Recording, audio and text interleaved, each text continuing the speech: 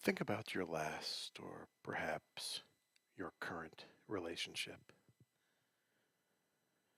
Did you look forward to seeing this person?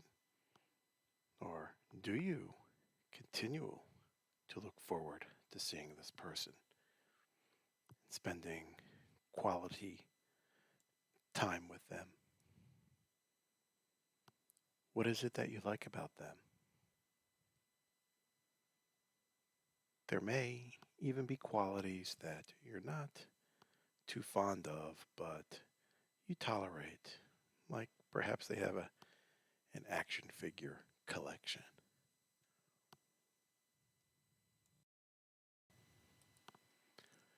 The first healthy relationship most people experience is with their mothers, their fathers, grandparents, and perhaps siblings.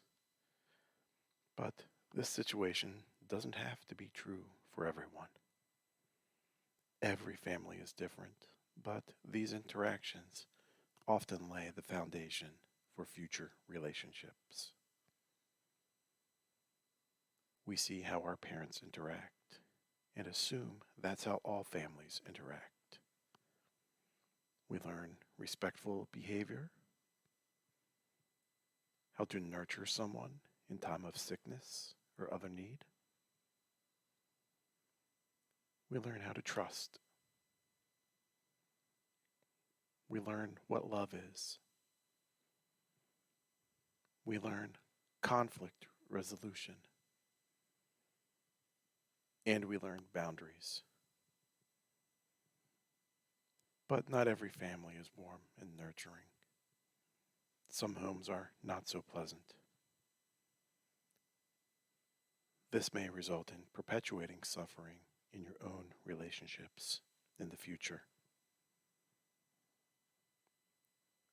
So how may we learn to mindfully develop and nurture positive and healthy relationships?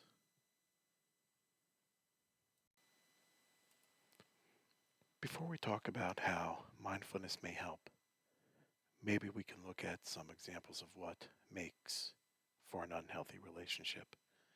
And the first that comes to mind is a violent relationship.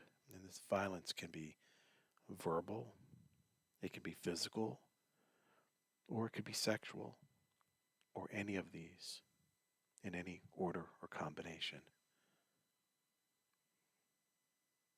The next is a codependent relationship.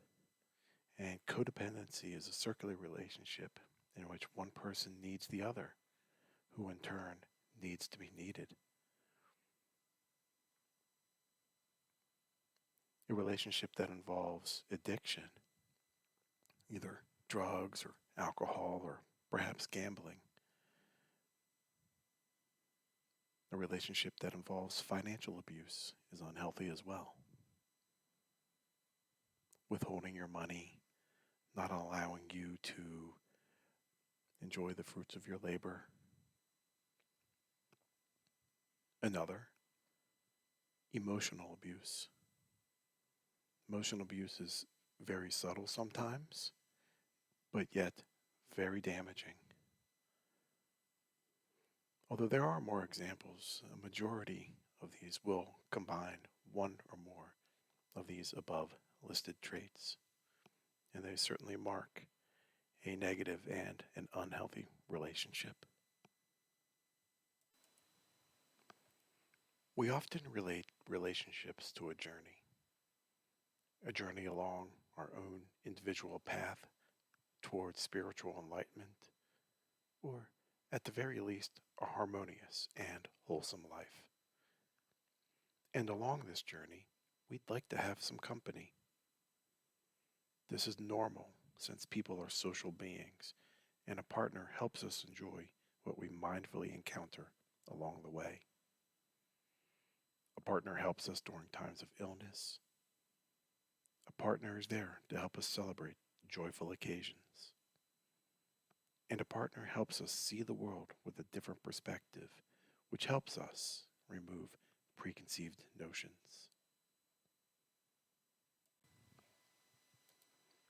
Preconceived notions and ideas about others, including our partners, takes away from your understanding of that person. For example, maybe we say, "You aren't the same person anymore." Here we make a prediction about a person or a negative illusion, and therefore you are suffering and you cause the other person suffering. Or on the opposite side, maybe we have a positive illusion. My partner can do no wrong. Here, you are clinging to an idealized version of them, which may lead to unrealistic expectations. Again, more suffering for you and more suffering for them.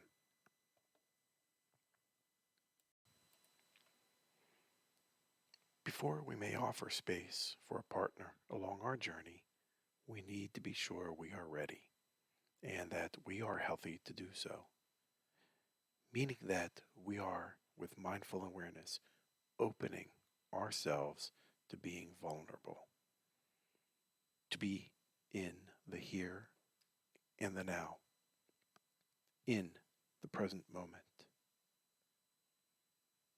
If you feel you are ready, then I offer you some gentle suggestions of what to look for. Look for someone who is gentle speaking, who says kind words, who doesn't yell, someone who is supportive of your goals and aspirations, even if they don't align with theirs. Someone who's honest. Someone who is nonviolent.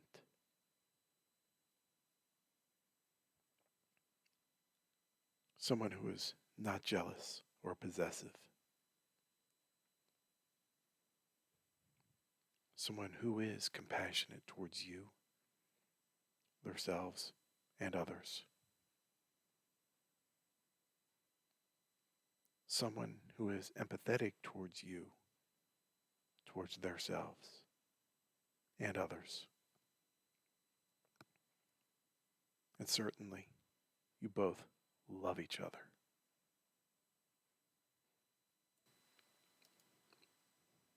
Mindfulness is a wonderful way to help value and strengthen a relationship both with yourself and with others.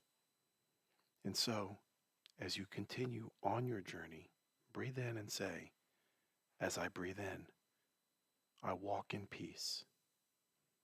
And as you breathe out, say, "As I breathe out, I open myself to the beauty of others."